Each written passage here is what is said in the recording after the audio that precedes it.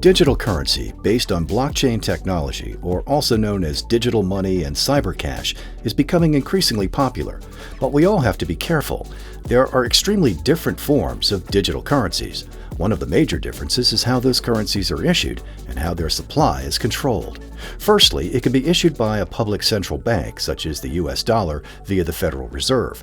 Secondly, by a private legal entity or foundation, like in the case of Facebook's initiative via the Libre Foundation in Switzerland, or the restaurant currency Leaf via a private network of restaurants based on the Leondrino standard. And thirdly, by a so-called public network, such as Bitcoin or Ethereum, which are also classic cryptocurrencies and where the final supply volume is usually fixed. Digital currency is a payment method which exists in general only in electronic form and can be used to purchase goods and services. Digital currency are a special type of currency that is only used in electronic form. That means you don't have something physical in your hands. You use it, you transact by using a computer or electronic wallet. That can be, for example, your mobile device, your smartphone.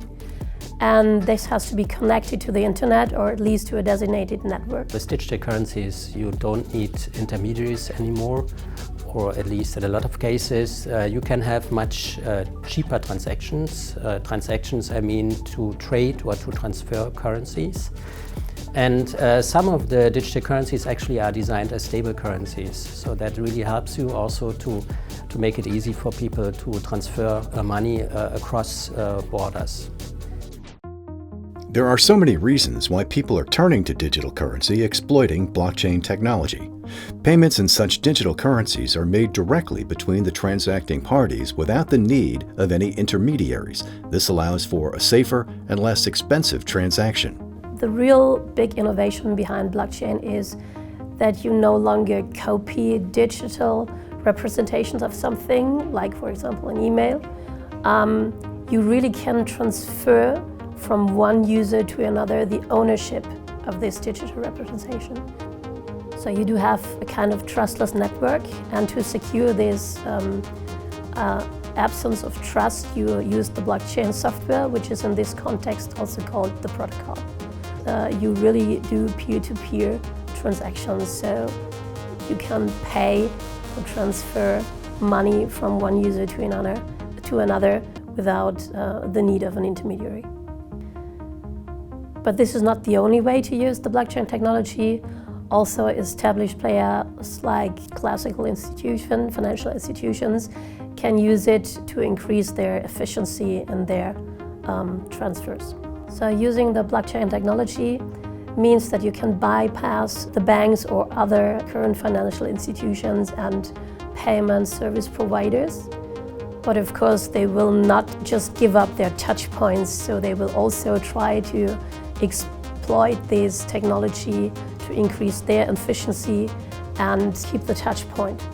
Too many people are bogged down by transaction fees, endless subscription payments, and do not even know what is backing their dollar, euro, or other fiat money. Leondrino wants to change that and contributes with their Leondrino standard for enterprise currencies. Leondrino strives to empower users and brands to build and support their own currency. Leondrino is actually a new type of digital currency which combines the benefits of kind of central bank money, where the money supply is controlled, with the new advantages of blockchain to make those rules actually solid. In contrast to other digital currencies, in case of Leondrino, those currencies are backed by the corresponding brands, by the current and future business. They actually agree to an acceptance obligation for products and services. So it means the currency can be really used for products and services of this brand. Actually, Leondrino's goal is to create currencies with limited volatility so that those currencies can be used to exchange products and services. The Leondrino wallet can handle different Leondrino currencies at the same time. That means that you can select the currencies of the brands you trust most and add them to your wallet, and even define rules when to use which currency at point of sale.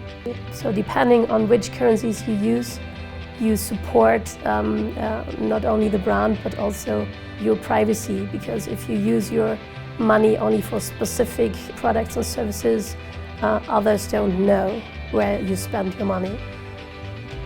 Consumers even have the option to buy these currencies directly within the Leondrino wallet using fiat money.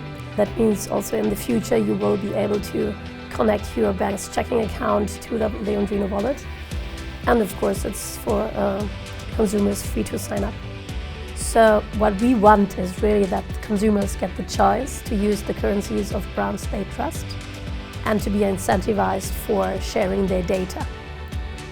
And in the end, you should know which currencies we use because they differ.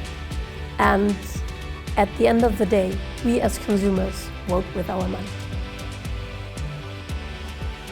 To learn more about Leondrino, visit leondrino.com.